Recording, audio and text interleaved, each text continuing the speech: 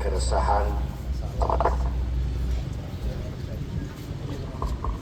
dan kemudian menjadi diskusi publik dalam beberapa waktu terakhir. Kami percaya bahwa apa yang teman-teman suarakan adalah hal yang benar-benar menjadi masalah. Yang kedua, sebagaimana teman-teman, kami juga datang dari rakyat itu sendiri.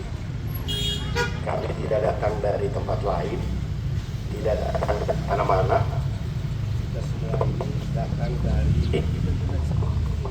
Kita semua ini datang dari rahim rakyat Manggarai.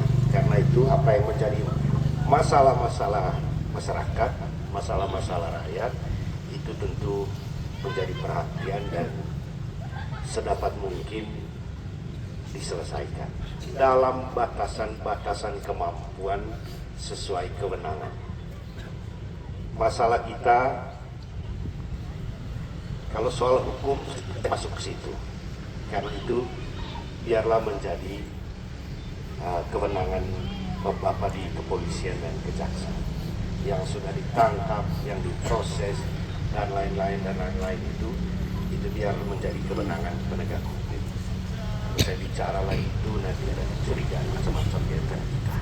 Silakan berkoordinasi, bertanya kepada Bapak di kepolisian tentang teknis penanganan persoalannya supaya saya jangan salah bicara tentang itu. Ya. Pertama, yang ketiga yang saya perlu sampaikan adalah mari kita berpikir dan melihat dengan jernih setiap soal. Ya. Kelangkaan terus-menerus terjadi. Beberapa waktu akan lancar, setelah itu bermasalah lagi. Setelah itu akan lancar lagi. Setelah itu bermasalah lagi. Apa yang terjadi? Yang terjadi adalah ketika tanker BBM tidak masuk ke rel, maka kita semua kena imbasnya. 23, 24, 25, 3 hari itu tanker BBM memang tidak masuk ke rel. Memang tidak masuk. Dan kami pemerintah daerah tidak bisa berbuat apa-apa, tetapi kita tetap berkoordinasi supaya jangan terlalu lama ini terjadi. Itulah kenapa di tanggal-tanggal selanjutnya ini bisa berjalan. Saya tidak hendak melempar tanggung jawab, tidak melempar tanggung jawab.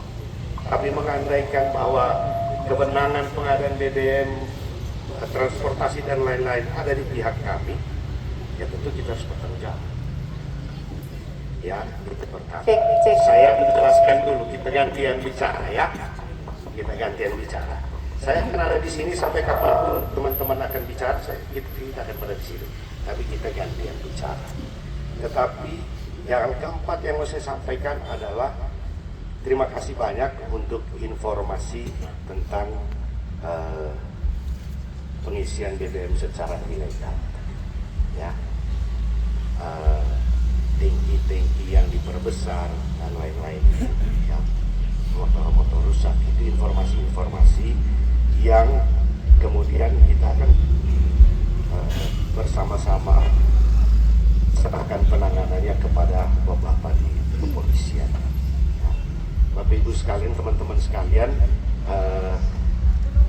dari data-data yang ada, supply kita memang bandingkan dengan kebutuhan memang tipis, sehingga ketika ada satu hari saja tanker tidak masuk akan mengganggu. Lalu berikutnya yang saya mau bicara adalah soal distribusi. Distribusi kita memang sedikit terganggu karena adanya pengerjaan di kilometer 1 yang di Karot. Sistem buka tutup tidak terhindarkan. Karena kalau tidak dikerjakan yang di kilometer 1, kita akan bermasalah di sepanjang tahun 2026. Itulah yang di kilo 1 harus dikerjakan dulu. Resikonya apa? Buka tutup. Resiko dari buka tutup ini apa? Keterlambatan penyampaian atau distribusi BBM. Itu resikonya. Itu untuk masuk kota seluruhnya. Lalu yang kedua adalah untuk Imena. Imena memang bermasalah dalam distribusi kenapa? Karena satu jalur jalan yang bisa dipakai. Yang biasanya mobil bisa berparkir di terminal Mena, sekarang tidak bisa karena terminal sedang diperbaiki.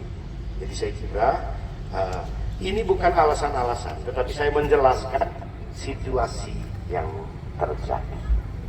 Ya, saya kira mungkin sementara dari saya dulu. Terima kasih banyak untuk masukan-masukan dan kritiknya.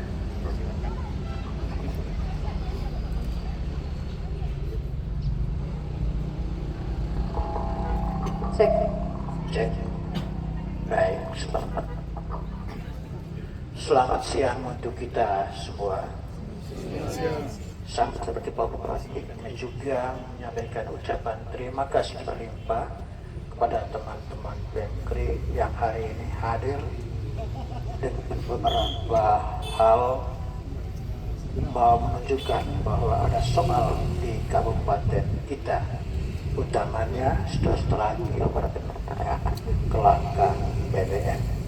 Baik, yang pertama saya harus sampaikan dulu bahwa kami baru saja selesai sidang membahas APBD tahun 2026 bersama pemerintah, sehingga kalau tadi teman-teman datangnya cepat kami belum bisa keluar ya karena kami masih bersidang. Kami tidak bisa tinggalkan sidang karena memang jadwal sidang itu sudah diatur jauh sebelumnya. Kemudian yang kedua berkenaan dengan esensi teman-teman, saya pikir berdasarkan advokasi yang kami lakukan, kami menduga bahwa SPBU yang ada di Kabupaten Manggarai, terutama di Ruteng, itu melakukan penjualan BBM secara ilegal. Kami menduga bahwa motor-motor rusak yang parkir sekitar SPBU setiap hari, itu terutama di Mamuku, itu mereka itu melakukan tap secara ilegal. Motor rusak melakukan pengadaan atau penerimaan BBM 6 kali sehari, padahal aturannya kan ada batasan. Kemudian ada tangki mobil yang sengaja dipermak menjadi lebih besar, sehingga apa? Mereka menerima BBM yang volumenya lebih besar. Dan apakah itu, Pak Bupati tahu soal itu? Pak Ketua DPR tahu soal itu? Dan ya dari situ, dari praktik-praktik itu kita menduga bahwa di sana itu ada penjualan BBM secara ilegal. Mereka melakukan penjualan siang harinya, ya yang kita lihat normal-normal saja, tetapi bisa saja dalam waktu malam hari mereka melakukan transaksi-transaksi gelap di sana. Apakah Bupati tahu soal itu?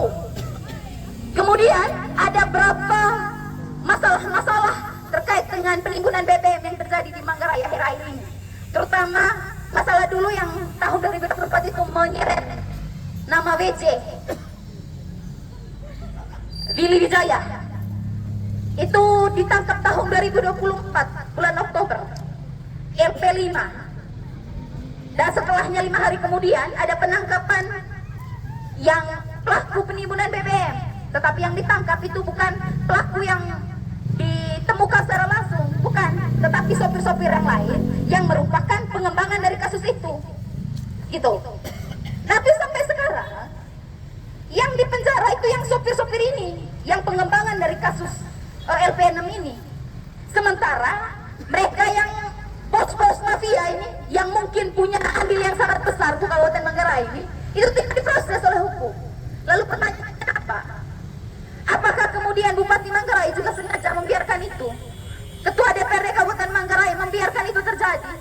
Atau mungkin yang pelaku itu sudah ketemu dengan Pak Bupati sama Ketua DPR? Ini kau punya, jangan atur sepunya masalah. Atau mungkin itu hanya dugaan kami, tapi ini hanya dugaan, bisa saja terjadi. Dan kasus-kasus ini yang kemudian mau kami katakan ke Pak Bupati dan Ketua DPR, mana fungsi pengawasan kalian untuk persoalan-persoalan ini? Jangan datang tunggu masalah, tetapi hadir untuk memberi solusi juga masalah itu. Mana fungsi pengawasan kalian? Dan kami mau katakan, kami mau menyuarakan ini bukan berarti kami membenci Pemda Manggarai, kami membenci DPD Kabupaten Manggarai, kami membenci Polres Manggarai, tidak.